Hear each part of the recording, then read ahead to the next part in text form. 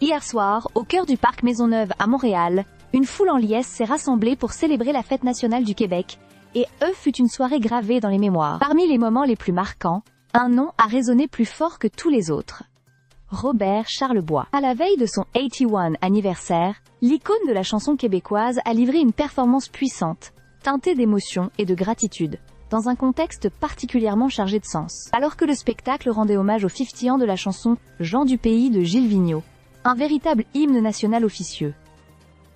Oh, la nouvelle du décès de Serge Fiori, leader du mythique groupe Harmonium, est venue envelopper la soirée d'un voile de nostalgie. Et c'est dans climat d'unité et de mémoire collective, que Charlebois a pris la scène, tout vêtu de blanc, les yeux brillants de reconnaissance et d'énergie. Ah, merci Gilles, de m'avoir inspiré quand j'étais jeune. C'est notre plus grand poète, a-t-il lancé, la voix ferme mais chargée d'émotion, avant d'entonner Te v'là, un classique, qui a fait vibrer la foule. On aurait dit qu'à travers lui, c'est tout le Québec qui chantait sa fierté et sa mémoire.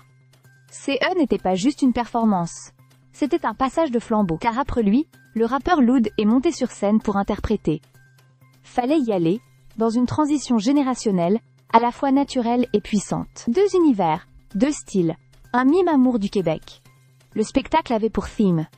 Et si on se parlait d'amour, une invitation à se retrouver à travers la musique. Et c'est bien que Robert Charlebois a su faire.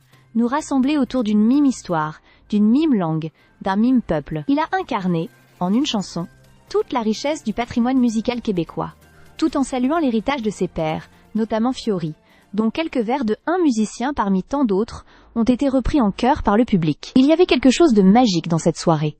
Malgré la chaleur accablante, les milliers de spectateurs sont restés, debout, émus, transportés. Des jeunes, des aînés, des familles entières.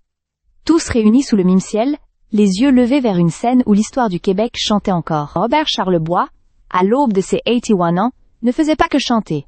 Il racontait, il rassemblait, il résistait à l'oubli.